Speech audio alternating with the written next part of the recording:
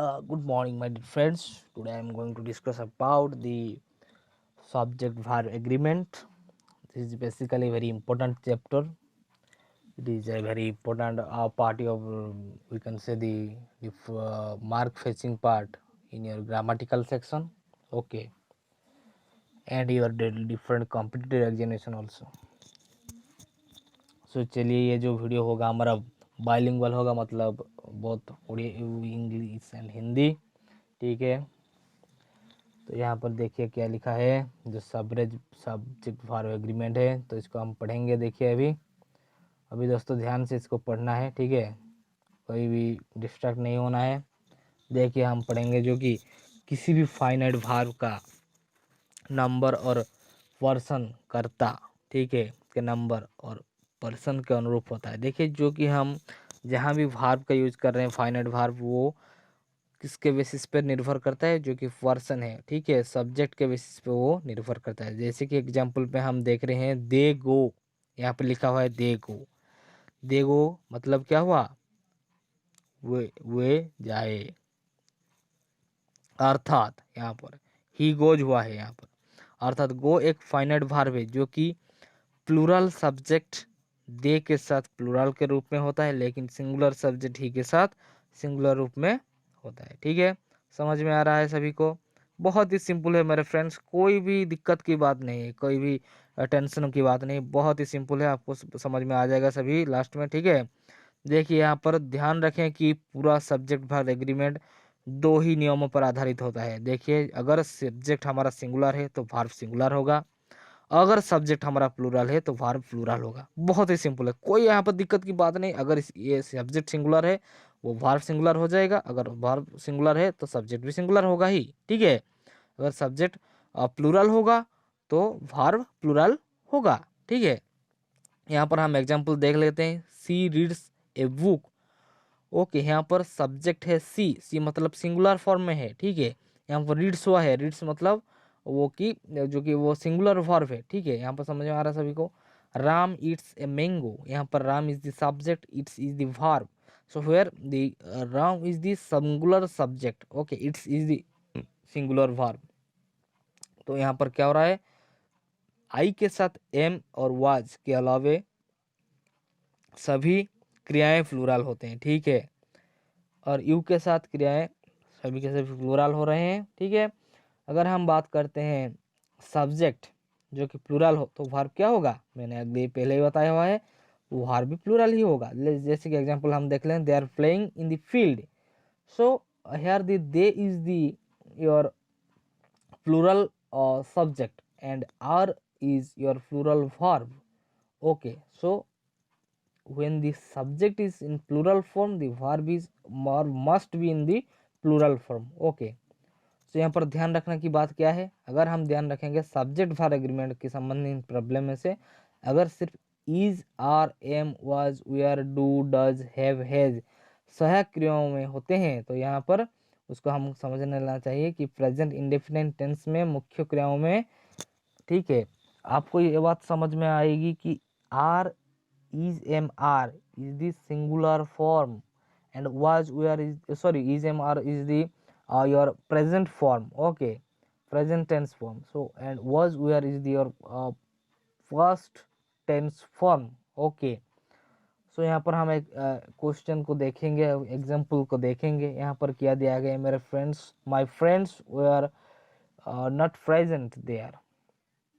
सो यहाँ पर दिया गया है, तो यहाँ पर एरर दिखाइए, ये बात हमें दिया गया है। ठीक है, सो माई फ्रेंड यहाँ पर दिया है, माई फ्रेंड मेरा एक फ्रेंड, मेरा एक दोस्त, जो कि सिंगुलर पर्सन है। ठीक है, थर्ड पर्सन सिंगुलर है वो। ठीक है, यहाँ पर लेकिन वेयर लिखा गया है, were is the plural form, okay, of past tense. Okay, it is in the past tense form, but here the verb is in plural form, but the subject is in uh, singular form. Okay, so is it correct? No, it is not correct. Okay, so यदि वाक्य का subject singular noun हो तो verb भी singular ही होता है, ये बात मैंने बता चुका हूँ आपको। ठीक है, Mohan is always late, so here Mohan is in singular, it is a name of a person. Okay, a book has been bought So a book, it is in singular subject. So here also has is the singular verb. So these sentence are correct. Okay, अगर दो singular noun है जैसे कि and से जुड़े हों तो verb plural होता है। देखिए राम एंड श्याम, यहाँ पर दोनों हैं, यहाँ पर ये दोनों मिलकर क्या हो रहे हैं, वो प्लूरल फॉर्म कर रहे हैं और यहाँ पर प्लूरल वर्ब होगा ही। तो यहाँ पर राम एंड श्याम जो अगर हो गया तो वहाँ पर हैव हो जाएगा। अगर राम सिर्फ एक ही बार लिखा होता राम, यहाँ पर हैज होता। ठीक है, समझ में आ रहा है। अगर सिंगुलर नाउन एंड से जुड़े हो किंतु अनेक उनके पहले ईच या एवरी का प्रयोग हुआ हो तो वर्ब भी सिंगुलर होगा। जैसे कि हम देखेंगे each boy and each girl is invited. Okay, अगर हमें देखना है यहाँ पर ईच बॉय एंड गर्ल दिया गया है, एंड के साथ मिलाया गया है, जुड़ा गया है वाक्यों को, लेकिन यहाँ पर ईच शब्द का प्रयोग किया गया है। अगर ईच शब्द और एवरी शब्द का प्रयोग होगा तो यहाँ पर हमारा क्या हो जाएगा माय फ्रेंड्स, यहाँ पर वर्ब सिंगुलर हो जाएगा। ठीक है, समझ में आ रहा है सभी को। बहुत ही अच्छे, आगे आगे बढ़ते हैं, उसकी नेक्स्ट रूल के ओर बढ़ते हैं। यदि दो सिंगुलर नाउन एंड से जुड़कर एक ही व्यक्ति, वस्तु या भाव का बोध कराए तो वर्ब सिंगुलर होता है।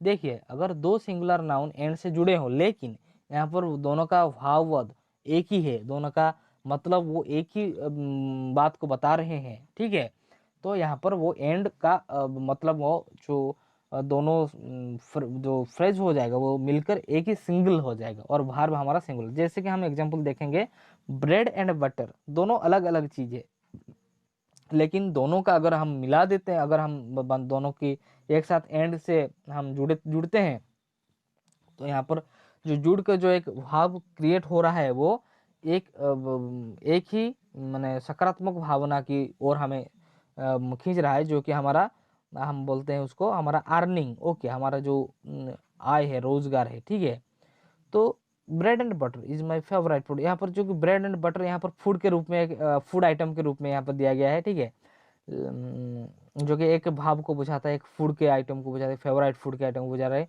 तो यहाँ पर एक सिंगल फॉर्म में यहाँ पर इसको समझाया जा रहा है, तो यहाँ पर सिंगल वर्ब होगा।